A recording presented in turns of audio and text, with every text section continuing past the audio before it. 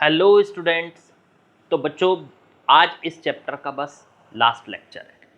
आज इस चैप्टर को हम कंप्लीट कर लेंगे। आज ये हमारा इस चैप्टर के लिए लास्ट सेशन होगा। हमारे 100 क्वेश्चन कंप्लीट हो जाएंगे। आपको पता है कि बेस्ट 100 क्वेश्चन हमारे चल रहे हैं हर चैप्टर के। तो चैप्टर 1 अभी 12th वाला हमने चला रखा है। ठीक है, आज इसको ख़त्म कर लेंगे। 96 क्वेश्चन से 100 तक के क्वेश्चन कर लेंगे। जितनी भी देर में होंगे वो आज हम कंप्लीट करने वाले हैं बच्चों। ठीक, और जो बच्चे नए हैं, जो व्यूवर्स नए हैं, उनके लिए बता दूं मैं आपको कि जो नीट वाले या जेई मेंस वाले बच्चे हैं वो इसको अगर तैयार करेंगे तो बहुत अच्छे से उनकी तैयारी हो जाएगी। इतना अच्छा प्रैक्टिस सेशन हमने चला रखा है कि आप लोगों को बिल्कुल भी कहीं पे जाके प्रैक्टिस करने की ज़रूरत नहीं है। आप खुद से जब स्टडी करने बैठते हैं आप इस प्रैक्टिस सेशन को ज़रूर करें। आप खुद से अगर 10 सवाल लगा रहे हैं तो 5, 7, 10 सवाल हमारे साथ भी लगाइए बैठकर। ठीक है, तो चैप्टर की जो है आपका रिवीजन भी, अगर आपने पहले से कर लिया होगा तो रिवीजन भी हो जाएगा आपका। और अगर आपके कोचिंग में चल रहा होगा बाई चांस तो आप साथ साथ प्रैक्टिस करते हुए चले जाएंगे। चलिए शुरू करते हैं। जो बच्चे हमारे अपने इंस्टीट्यूट वाले हैं वो तो सब प्रैक्टिस कर ही रहे हैं, आप भी कीजिए और हमारे साथ जुड़िए। चलो करते हैं शुरू, टाइम खराब नहीं करते, काम शुरू करते हैं। A charge capital Q is enclosed by a Gaussian spherical surface of radius r. If the radius is doubled, then the outward electric flux will be. देखो एक चार्ज है Q, कैपिटल Q दिया है इसने, कैपिटल Q। उसको हमने एक Gaussian surface, ये है गॉसियन सरफेस, ये है, इस गॉसियन सरफेस की रेडियस मान लेते हैं r। r रेडियस की स्फेरिकल सरफेस हमने इसकी खींच ली बच्चों। ठीक, अब ये जो गॉसियन सरफेस है इसके अंदर से निकलने वाला फ्लक्स कितना होगा? तो इसके अंदर से निकलने वाला फ्लक्स कितना होगा? तो इसके अंदर से निकलने वाला flux phi is equal to इसके अंदर का बंद चार्ज Q, कैपिटल Q, और बटे में एप्सिलॉन। ये इसके अंदर से निकलने वाला फ्लक्स होगा। देखो आप ध्यान से देख रहे हो कि ये जो फ्लक्स का फॉर्मूला है ये एरिया पे डिपेंड नहीं कर रहा है, इसकी शेप पे डिपेंड नहीं कर रहा है, इसके साइज पे डिपेंड नहीं कर रहा है। ये r रेडियस का है, इस फॉर्मूले में r का कोई मतलब नहीं है। ये शेप कैसी है? स्फेरिकल शेप है, क्यूबिकल शेप है, क्यूबॉइड शेप है, कैसी भी हो, बंद है बस, शेप से कोई मतलब नहीं।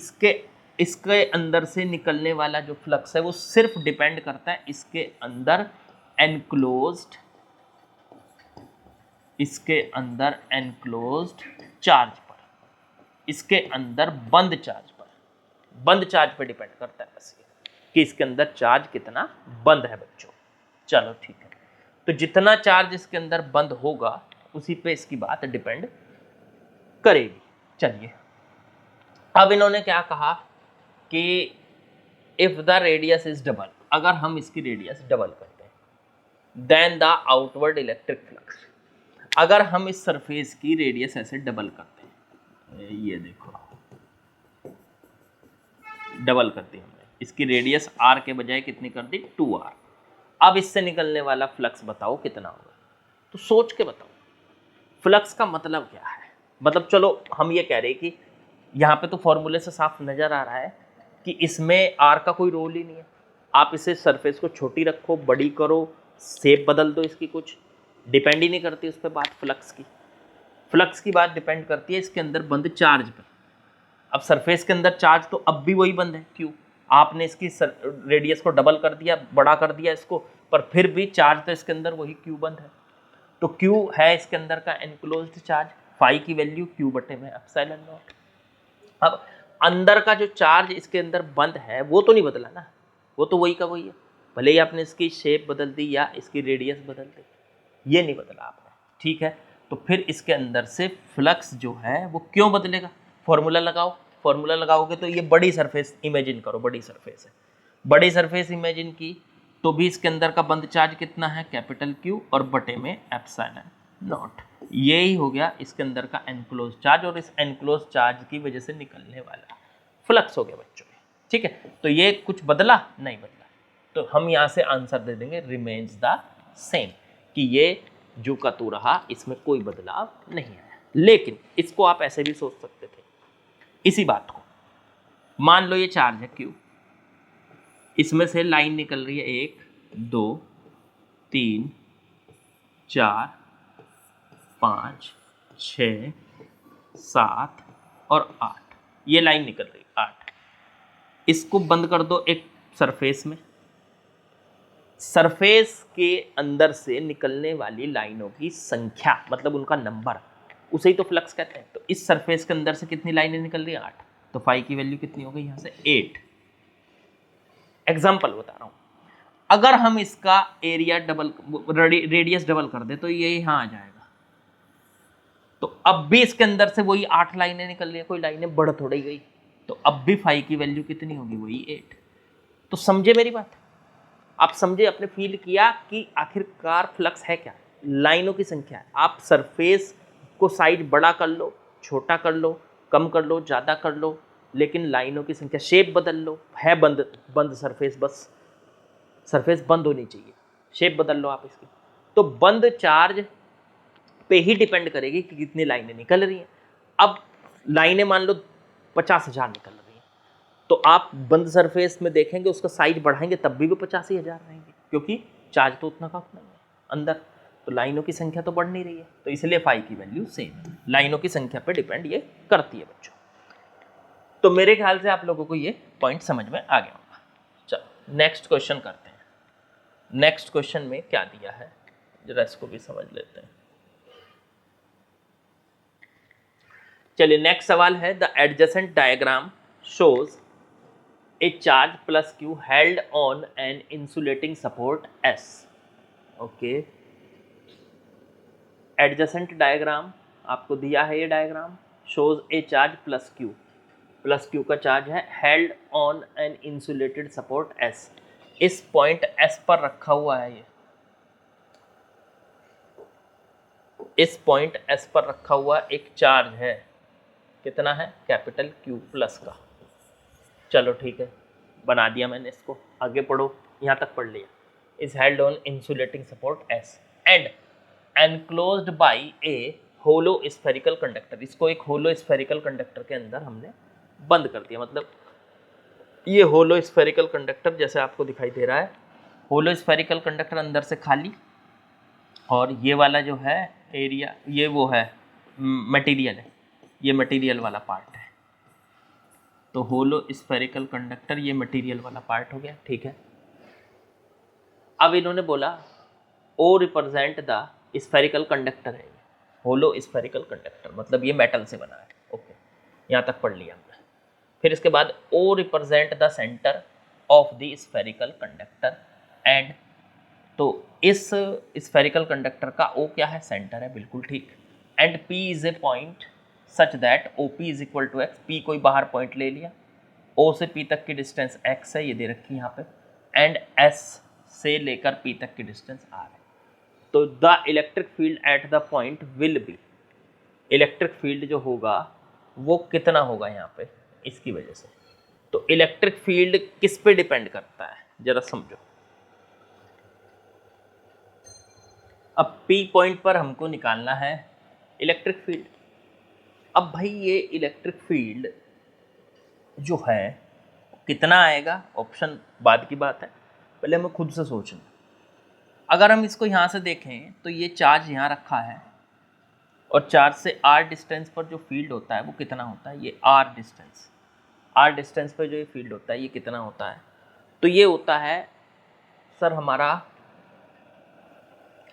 KQ/r²। लेकिन एक समस्या है, ये नहीं लगा सकते आप भाई। मान लो एक चार्ज रखा है Q और उससे r डिस्टेंस पे यहाँ पे P पॉइंट पर इसका फील्ड पता चले E, तो ये कितना होता है KQ कैपिटल Q/r²। तो ये फील्ड होता है। अब ये फील्ड होता है इसमें से निकलने वाला, लेकिन समस्या है कि अगर इसके बीच में कोई कंडक्टिंग सरफेस आ जाए, जैसे ये आ गई, ये कंडक्टिंग सरफेस आ गई इसके बीच में, तो अब ये नहीं होगा,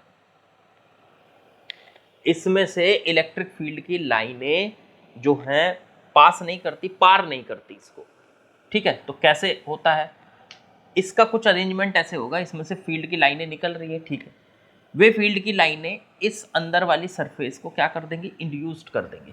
तो इंड्यूस्ड करके क्या हो जाएंगी, अंदर वाली फेस पे माइनस का चार्ज आ जाएगा, माइनस का चार्ज आ जाएगा अंदर वाली फेस पे, और यहाँ से लाइनें निकलकर अंदर वाली फेस में इस तरह से एंटर हो जाएंगी। 90 डिग्री पे एंटर होती है ना, तो 90 डिग्री पे इस तरह से एंटर हो जाएंगी,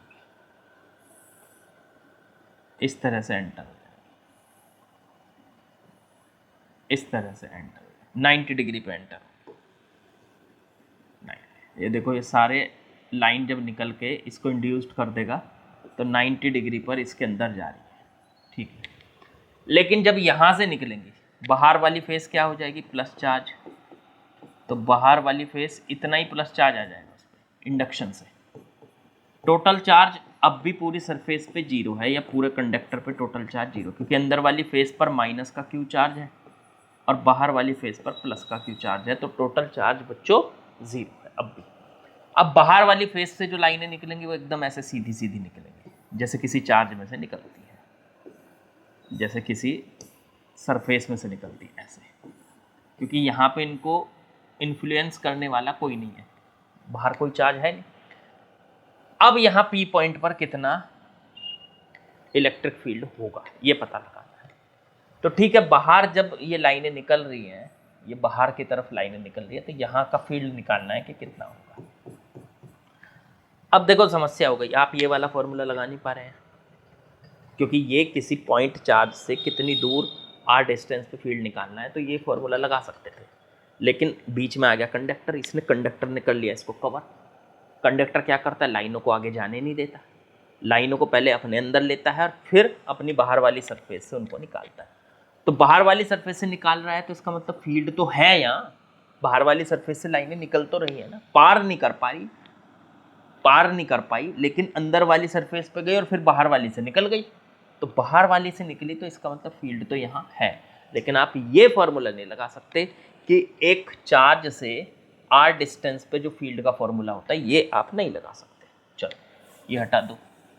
तो फिर क्या लगा सकते हैं, आप लगा सकते हो यहाँ पे गॉस थ्योरम। यहाँ पे इसको सेंटर से, ये जो एक्स डिस्टेंस है, पूरी एक्स डिस्टेंस का रेडियस मानते हुए इसका ये खींच लिया आपने, इसको रेडियस मानते हुए आपने इसको खींच लिया, ठीक है। अब यहाँ से इसके अंदर का कितना चार्ज बंद है, ये आपने गॉसियन सरफेस खींच ली, ये बन गई गॉसियन सरफेस, गॉसियन सरफेस। अब गॉसियन सरफेस के अंदर से निकलने वाला फ्लक्स कैसे निकालते थे, तो फ्लक्स निकालने का तरीका होता था Q phi is equal to इसके अंदर का बंद चार्ज तो कितना है, इस वाले पूरे कंडक्टर पे कोई चार्ज नहीं है, अंदर वाली फेस पे माइनस क्यू, बाहर वाली पे प्लस क्यू, टोटल जीरो। अंदर बंद चार्ज तो बस यही है जो अंदर रखा है, तो इसके अंदर बंद चार्ज है Q और बटे में एप्सिलॉन। तो ये तो हो गया इसके अंदर से निकलने वाला चार्ज। अब यहाँ से जब बाहर की तरफ जा रहे हैं, गॉसियन सरफेस से निकलने वाला जो इलेक्ट्रिक फील्ड है वो इस तरह से निकल रहा है, इस तरह से बाहर की तरफ निकल रहा है, इस तरह से बाहर की तरफ निकल रहा है, आउटवर्ड निकल रहा है।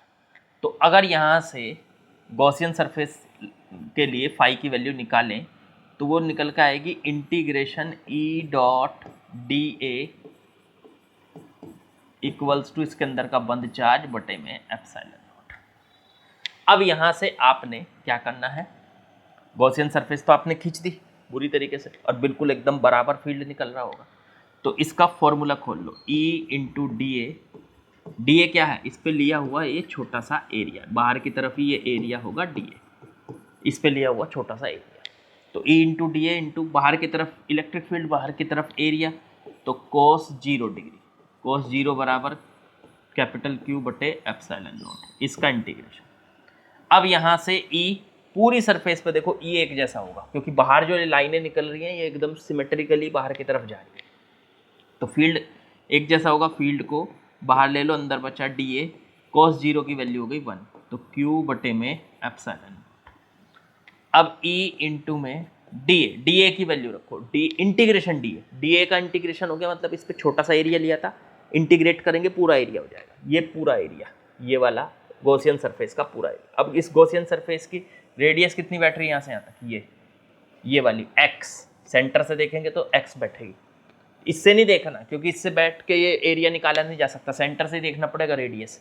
तो ये हो जाएगा 4 पाई x स्क्वायर, ये हो गया इस गॉसियन सरफेस का एरिया, और q बटे में एप्सिलॉन नॉट। इसको उठा के इसके नीचे ले जाओ तो e की वैल्यू आ गई बच्चों 1 में 4 पाई एप्सिलॉन नॉट और q बटे में x स्क्वायर। तो ये आ गया इस पे इलेक्ट्रिक फील्ड।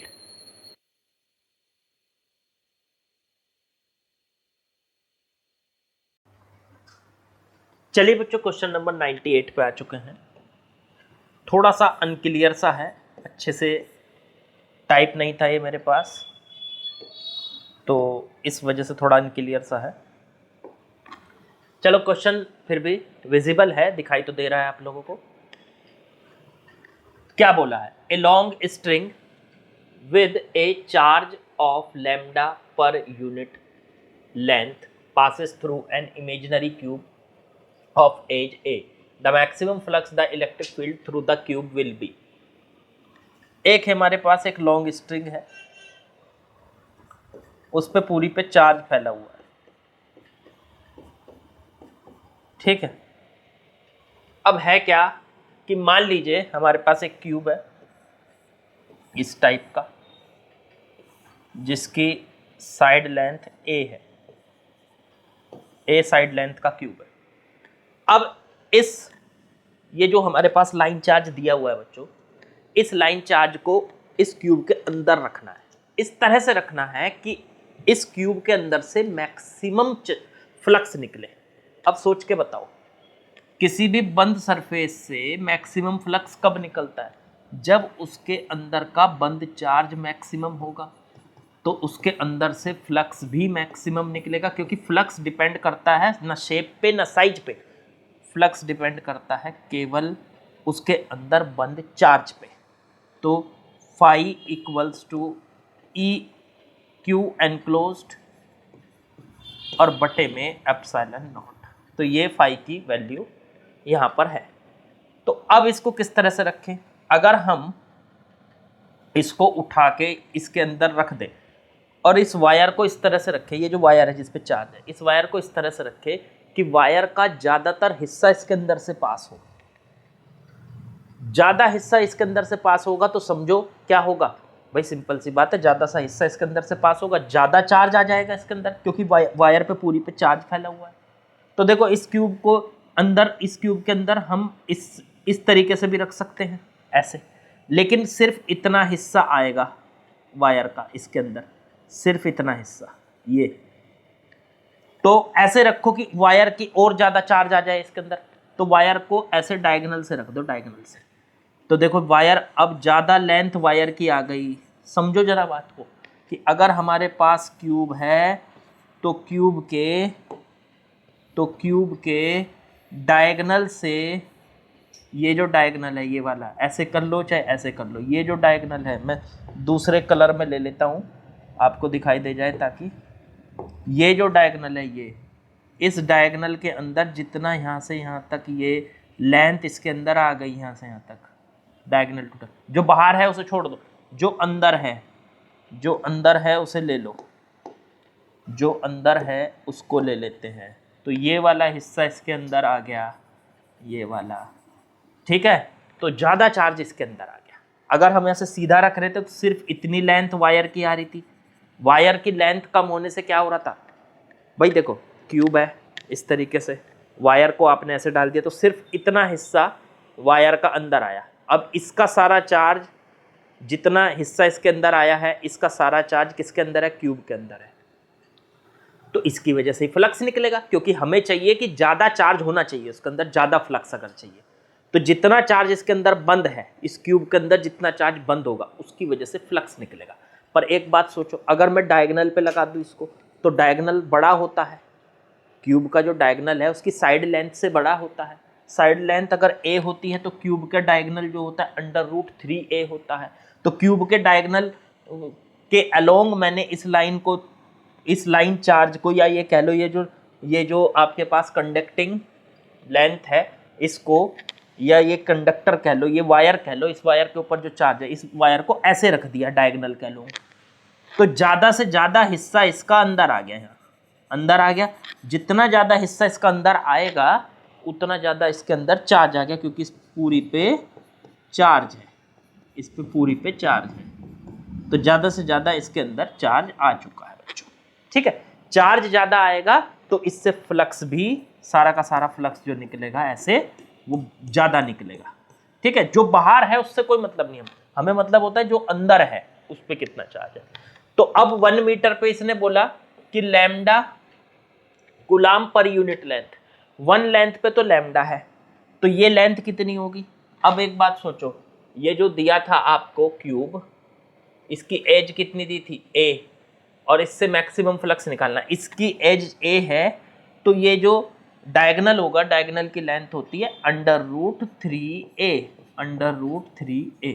तो इसका मतलब ये जो इसके अंदर बंद चार्ज है इसकी लेंथ कितनी है, √3a। अब देखो 1 लेंथ का चार्ज है लैम्डा, तो √3a का हो गया √3a लैम्डा, ये आ गया इसके अंदर का बंद चार्ज। अब फाई अगर निकालें तो वो आएगा Q एनक्लोज्ड और बटे में एप्सिलॉन नॉट। इसका मतलब इसके अंदर का बंद चार्ज जो कि कितना है √3a लैम्डा और बटे में एप्सिलॉन नॉट, यही है इसकी मैक्सिमम वैल्यू। मेरे ख्याल से आपको समझ में आ गया कि अगर आपको ज़्यादा से ज़्यादा फ्लक्स निकालना है तो उसके अंदर ज़्यादा चार्ज भरना पड़ेगा। अब लाइन, चार्ज तो सारा लाइन पे है, तो लाइन को इस तरह से रखना पड़ेगा कि लाइन का ज़्यादा हिस्सा उस क्यूब के अंदर आए, मैक्सिमम पार्ट उस क्यूब के अंदर आ जाए। तो हमने उसको डायगोनल के अलोंग रख दिया, इससे ज़्यादा बड़ी लेंथ इसके अंदर कहीं नहीं है। सबसे बड़ी लेंथ डायगोनल की होती है, क्यूब के अंदर सबसे बड़ी लेंथ डायगोनल की होती है, तो डायगोनल के अलोंग रख के और तब हमने निकाल दिया, तो ये आ गया इसकी मैक्सिमम फ्लक्स। मेरे ख्याल से आप लोगों को समझ में आ गया होगा। चलो अगले सवाल पे चलते हैं।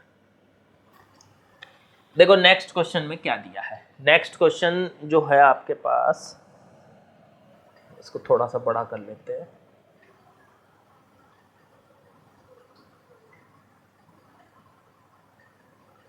लो जी, नेक्स्ट क्वेश्चन में कहा है some isolated metal plates with large surface areas are kept parallel to each other and total charges on each plate are as shown. Find the charge appearing on the surface of plate. देखो भाई, ये अलग तरीके का सवाल है, थोड़ा सा फ्लक्स से अलग तरीके का। मैंने इसको डालने का पर्पज ये था मेरा, इस क्वेश्चन को डालने का, क्योंकि अभी तक आपने फ्लक्स वगैरह के सारे क्वेश्चन कर लिए, लेकिन एक चार्ज डिस्ट्रीब्यूशन का क्वेश्चन नहीं किया है। एक क्वेश्चन मैंने इसलिए इसमें डाला है। कंसेप्ट इसका अलग है, पहले मैं कंसेप्ट समझाऊंगा क्या है और फिर आप इसको कर सकते हैं आसानी से। देखो मान लो हमारे पास प्लेट है, 2 हो सकती हैं, 3 हो सकती हैं, 4 हो सकती हैं, 5 हो सकती है, और सारी एक जैसी प्लेट है, कंडक्टिंग प्लेट है, मतलब मेटल से बनी। मान लो 3 मान ली मैंने। पहली वाली पे चार्ज है Q1, दूसरी पे Q2 और तीसरी पे Q3। तो पता क्या होगा, अंदर की फेस पे कितना चार्ज आएगा जब इनको तीनों को पास पास रख देंगे पैरेलल में, तो अंदर की फेस पे कितना चार्ज आएगा, बाहर की पे कितना आएगा, इसको आप एक तरीके से पता लगा सकते हैं। सबसे पहले आप पता लगाओ, जो ये बाहर की 2 सरफेस हैं, इन तीनों प्लेट की जो सबसे बाहर की 2 सरफेस हैं बच्चों, भाई पहले सुन लो फिर से। 3 प्लेट हैं, तीनों पे अलग अलग चार्ज है, ठीक है, उनको रख दिया आपस में एक दूसरे के सामने। तो क्या होगा, इंडक्शन की वजह से बाहर की सरफेस पे कुछ और चार्ज होगा, अंदर की सरफेस पे कुछ और चार्ज होगा। तो उसका कैसे पता लगाएं कि सबसे बाहर की सरफेस पे कितना चार्ज है, इसमें अंदर की सरफेस पे कितना चार्ज है, इस पे सरफेस पे कितना चार्ज है।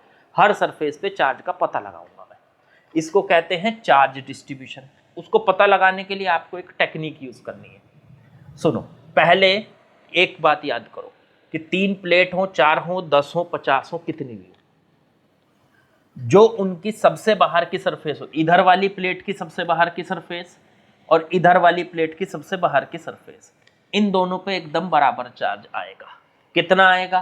तो इस वाली पे आएगा, तीनों सबका चार्ज ऐड कर दो, Q1 plus Q2 plus Q3 और बटे में 2। ये वो चार्ज है जो सबसे बाहर की सरफेस पर जाता है। इसकी सबसे बाहर की surface Q1 plus Q2 plus Q3 बटे में 2 इधर चला गया, बिल्कुल इतना ही बराबर इधर जाएगा, Q1 plus Q2 plus Q3 बटे में 2। तो जितना इधर बाहर वाली सरफेस पे गया बच्चों, इतना ही इधर बाहर वाली सरफेस पे चला गया। ठीक है, अब अंदर वाली सरफेस पे जो जाएगा वो सवाल में आपको समझाता हूं, बस ये इंपॉर्टेंट है आपके लिए, इसको याद रखिएगा। अब देखो कैसे करेंगे इसको। देखो सुनो, पहली प्लेट है आपके पास, इस पे कितना चार्ज है 2Q और इस पे Q। तो इस बाहर वाली फेस पे कितना होना चाहिए, अभी जो ट्रिक बताई, और इधर वाली बाहर वाली फेस पे भी कितना होना चाहिए, अभी ट्रिक बताई। इन दोनों को ऐड कर लो, 2Q प्लस Q बटे में 2, अलग से निकाल लो चाहे इसको। तो ये कितना आ गया सॉल्व करके, 3Q बटे 2। इसका मतलब इधर बाहर वाली पे 3Q बटे 2 और इधर बाहर वाली पे भी 3Q बटे 2। अब सोचो अंदर वाली पे कितना, अब इस पे देखो कितना था, यहाँ इस पे देखो पहले 2Q था, 2Q में से इधर की सरफेस पे 3Q/2, तो 2 में से 3/2, 3/2 मतलब 1.5 अंदर बचा। तो अंदर वाली फेस पे अब देखो सुनो, एक प्लेट है, इस प्लेट पे टोटल 2Q चार्ज है, इधर वाली फेस पे हो गया 3Q/2, तो 2Q में से 3Q/2 तो इस पे से फेस पे आ गया, तो अंदर वाली पे कितना बचा, तो अंदर वाली पे बचेगा 2Q माइनस 3Q/2। समझ गए ना कैसे? अरे इसमें से ही तो बचा, दूसरे एग्जाम्पल से समझ लो, ऐसे समझ में नहीं आ रहा तो लो, एक प्लेट है, इस पे मान लो 10 कूलाम चार्ज, बाहर वाली फेस पे आ गया 3, 10 में से 3 तो बाहर आ गया, 10 में से इस 10 में से 3 बाहर आ गया, तो बाकी कितना बचा 7 चला गया अंदर।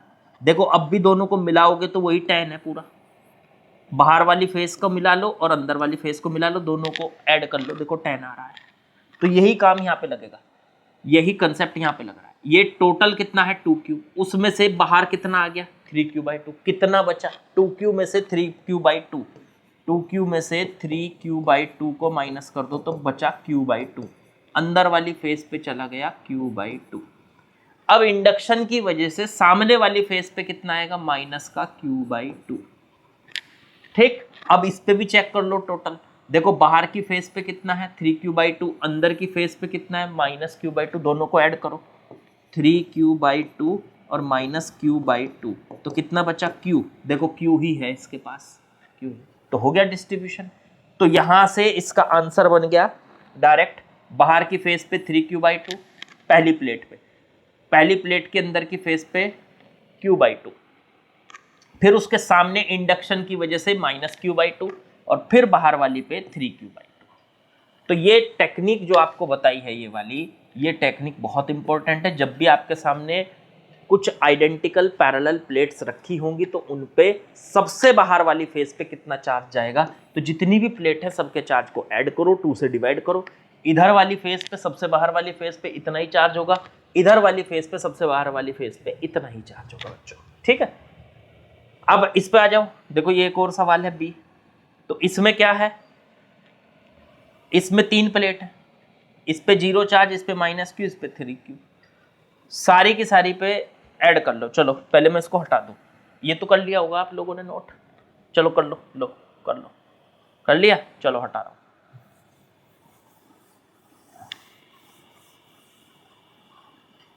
अब देखो इसके 3 प्लेट है, सबसे बाहर वाली इधर वाली फेस पे और इधर वाली फेस पे कितना कितना होगा पहले ये निकाल लो, तो तीनों को ऐड करो, 3Q, इस पे हो गया माइनस का Q, इस पे हो गया 0 और बटे में 2, ये कितना आ गया ऊपर 2Q बटे में 2, 2 से 2 कट गया, ये आ गया Q। ठीक बच्चों, अब ये Q है, तो इधर वाली पे Q आ गया, इधर वाली पे Q आ गया। चलो शुरुआत करो यहाँ से। ये टोटल कितना था 3Q, ये टोटल कितना था 3Q इधर वाली कॉर्नर पे, ठीक। अब बाहर वाली फेस पे Q आ गया, 3Q में से Q तो बाहर चला गया, तो अंदर कितना बचा 2Q, क्योंकि टोटल मिला के कितना होना चाहिए 3Q। देखो बाहर वाली फेस अंदर वाली फेस दोनों को मिलाओ 3Q हो गया, 3Q है, पूरी प्लेट पे 3Q है। अब 2Q के सामने कौन सा होगा, तो माइनस का 2Q, 2Q के सामने होगा माइनस 2Q। अब माइनस Q में से 2Q माइनस 2Q बाहर है, तो अंदर कितना होगा प्लस का Q, क्यों, क्योंकि दोनों को ऐड करो, माइनस 2Q प्लस Q, तो माइनस Q बचा, वो रहा देखो पूरी प्लेट पे कितना चार्ज है, नेट चार्ज कितना है माइनस Q। बाहर वाली देखो लेफ्ट वाली सरफेस पे माइनस 2Q चार्ज और राइट वाली पे प्लस Q चार्ज। आगे बढ़ो, प्लस के सामने होगा माइनस का Q, बिल्कुल माइनस का Q, और बाहर वाली पे है Q, दोनों को मिला के कितना बैठ रहा 0, देखो 0 ही है इसमें, तो बिल्कुल सही डिस्ट्रीब्यूशन हो गया कि बाहर वाली पे Q, फिर उससे अंदर 2Q, उसके सामने माइनस 2Q, फिर Q, फिर उसके सामने माइनस Q और फिर बाहर Q। तो ये हो गया टोटल आपका डिस्ट्रीब्यूशन ऑफ चार्ज। तो पैरेलल प्लेट्स पे चार्ज का डिस्ट्रीब्यूशन कैसे करोगे बच्चों, ये आई थिंक आपको समझ में आ गया होगा। चलो आगे बढ़ते हैं और लास्ट क्वेश्चन करते हैं। अपनी जर्नी का हमने कंप्लीट कर लिया है, पहला चैप्टर समझ लीजिए, तो कॉन्ग्रेचुलेशन आपको भी और मुझे भी, पहला चैप्टर हमारा कंप्लीट होने वाला है। लास्ट क्वेश्चन कर रहे हैं, जरा सवाल सुनो क्या है। If the electric flux entering and leaving an enclosed surface respectively is phi1 and phi2 b, electric charge inside the surface will be। देखो एक enclosed surface है, बंद सरफेस है, कैसी भी हो सकती है, मैंने तो ऐसी बना दी।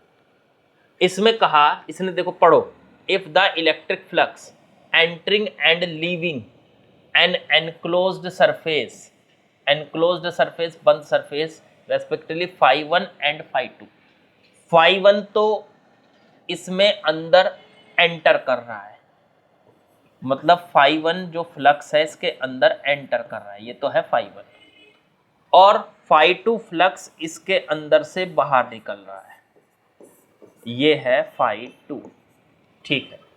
अब यहां से कहा the electric charge inside the surface will be, इसके अंदर का एनक्लोज्ड चार्ज बताइए। तो बहुत आसान सा सवाल है। पहले तो एक काम करो आप, इसको एंटरिंग फ्लक्स और लीविंग फ्लक्स हमको दे रखे हैं, दोनों को ना ऐड करके नेट फ्लक्स निकाल लो, दोनों को ऐड करके नेट फ्लक्स निकाल लेते हैं। तो भाई एंटरिंग फ्लक्स जो होता है वो निगेटिव होता है और लीविंग फ्लक्स जो होता है वो पॉजिटिव होता है, लेकिन इन्होंने एंटरिंग फ्लक्स और वो दोनों के दोनों phi1 और phi2 दे रखे हैं, तो हम तो क्या करेंगे, टोटल फ्लक्स निकाल लेंगे phi1 प्लस phi2, ठीक है। तो phi1 प्लस phi2 आ गया हमारा आंसर, ये हो गया इसका नेट फ्लक्स। अब यहां से नेट फ्लक्स को निकालने के लिए गॉस थ्योरम हम यूज कर सकते हैं बच्चों। वो क्या होती है, गॉस थ्योरम क्या थी, किसी भी सरफेस के अंदर का टोटल कितना चार्ज बंद है और बटे में एप्सिलॉन नॉट। अब मुझे मान लीजिए नेट फ्लक्स की वैल्यू पता है, इसको उठा के यहाँ रख दूंगा, तो फाई नेट की जगह रख दिया phi1 plus phi2 equals to q enclosed बटे में एप्सिलॉन नॉट। क्यू एनक्लोज्ड की वैल्यू निकाल लो, ये इसकी मल्टीप्लाई इसके साथ कर लो, तो ये आ गया phi1 प्लस phi2 और इनटू में एप्सिलॉन नॉट। तो आंसर बैठ गया हमारा ये। लेकिन एक छोटा सा डाउट आप लोगों को हो सकता है, वो छोटा सा डाउट क्या है मैं आपसे पहले ही बता देता हूँ। आपको ये लगेगा कि सर एंटरिंग फ्लक्स को तो हम निगेटिव लेते थे, माइनस में लेते थे, और जो बाहर निकल रहा है फ्लक्स लीविंग फ्लक्स उसको लेते थे प्लस। हाँ बिल्कुल, लेकिन यहाँ पर इसकी वैल्यू आपको phi1 और phi2 दे रखी, क्या पता इसके अंदर छिपा हुआ हो माइनस, हमें नहीं पता, हमें तो बस ये कह दिया एंटरिंग फ्लक्स और लीविंग फ्लक्स, तो उसके हिसाब से हमारा आंसर एकदम करेक्ट है। इसको पॉजिटिव हो सकता है कि ये जो phi1 है ये माइनस में हो, इसकी वैल्यू तो नहीं दी ना, सिर्फ फाई 1 कह दिया, एक टर्म दे दी कि फाई 1 है, क्या पता ये -1। तो हमारे हिसाब से ये आंसर बिल्कुल बेस्ट है, और आपके मन में जो कन्फ्यूज़न है वो मैंने दूर कर दिया कि वो माइनस क्यों नहीं ले रहा हूँ मैं माइनस इसलिए नहीं ले रहा हूँ क्योंकि हो सकता है ये टर्म माइनस में ही हो, मुझे नहीं पता। ठीक, तो चलिए ये चैप्टर हो गया हमारा कंप्लीट। कल से शुरू करेंगे नया चैप्टर, नई जर्नी, वही 100 क्वेश्चन दोबारा से करने को मिलेंगे, नए जोश के साथ लगेंगे और कुछ भी नहीं छोड़ना है। पेपर तक आते आते सारी चीज़ें पढ़ लेंगे, कुछ भी नहीं बख्शेंगे। ठीक है ना? तो चलिए प्रैक्टिस करते रहिए, लगातार लगे रहिए, बिल्कुल भी अपनी जगह से मत हिलिए, अपने डेस्टिनेशन से मत हिलिए। ऐसा नहीं सोचना है कि हम नहीं कर पाएंगे, नहीं कर पाएंगे तो कुछ होता ही नहीं है। इम्पॉसिबल में भी पॉसिबल छिपा हुआ है। अगर आप ध्यान से सुनोगे तो इम्पॉसिबल, आई एम पॉसिबल, समझे? तो हर चीज़ पॉसिबल है। हटना नहीं है, न डर से और न हार माननी है, किसी भी चीज़ से घबराना नहीं है। ठीक है, प्रैक्टिस करते रहिए लगातार, प्रैक्टिस आपको सफलता ज़रूर दिलाएगी। ठीक है, बाकी लाइक शेयर सब्सक्राइब कमेंट वो कर दीजिए, वो भी आप थोड़ा सा प्रायोरिटी में रखा करो। और मेरा तो यही कहना है कि प्रायोरिटी में उसे रखो ना रखो, पर अपनी सफलता को प्रायोरिटी में रखो, अपने डेस्टिनेशन को, अपने टारगेट को प्रायोरिटी में रखना ही रखना है।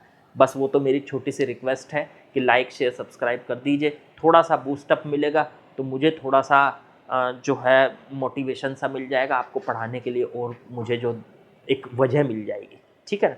तो चलिए कल मिलते हैं नए चैप्टर के साथ।